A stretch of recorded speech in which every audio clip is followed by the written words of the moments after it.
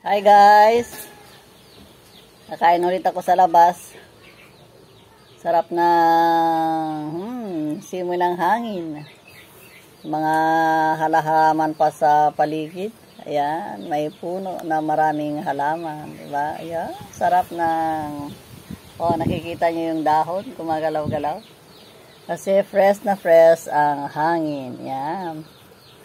Dito kung saan, siyempre, dito lang sa labas ng aming bahay. Yan. Itong aking pagkain. Kaunting rice, siyempre. Nilagang ito ay liempo na yung parting ribs. Pero yung laman ay nagamit na sa dati sa pang dinuguan. Ito ay tinira ko lang dahil naalala ko ay isang araw ay siya ay aking ilalaga. Kaya lang kulang ang aking sangkap. Ang nalagay ko lang ay patatas and pechay bagyo. Wala yung sanang magpapa lasa pang lalo sa sabaw, yung saba na hinog. Kaso lang ala siya ngayon, kaya okay na to sa yan. Kunada garudan ti Ilocano.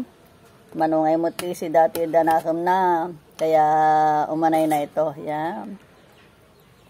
Sabi nung kapitbahay ko kaninang dumaan. Hindi man lang daw ako nagbigay. Magbibigay ka naman kapraso na lang yung nakakabit dito sa buto.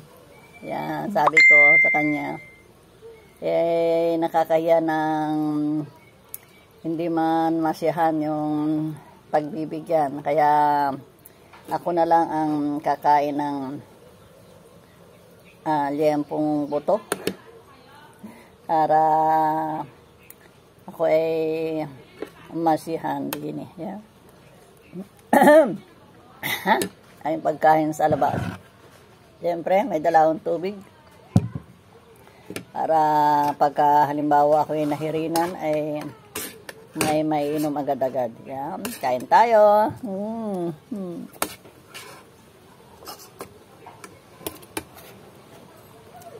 Ilan kaya ako makakain sa mga may class namang restaurant. Yan. Sana may mag-blow out kung sino man siya. Kain.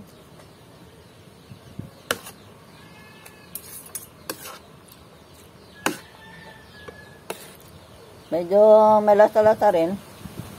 Kahit na wala yung saba.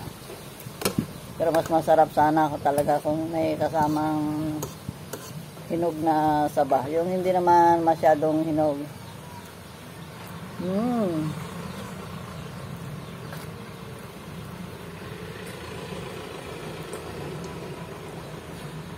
Tuloy-tuloy lang ng pagkain. Shout out sa inyong lahat. Sa mga kaibigan, mga followers, yes, mga friends, kaibigan na, friends pa. Hindi ko alam kung ako'y magkakamay o magkukutsara.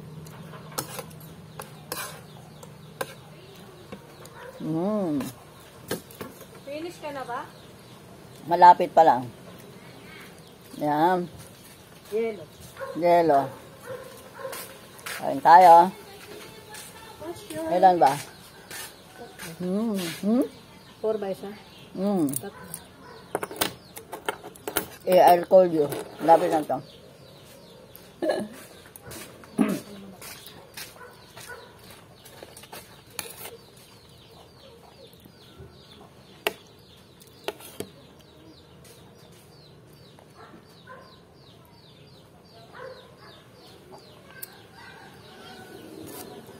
Masarap sana kung kamote, mas malasa pa. Pero dahil sa patatas ang meron, di pasalamatan, Panginoon. Salamat Panginoon sa pagkain na dito ngayon sa aking mesa kasi akong kinakain. Yeah?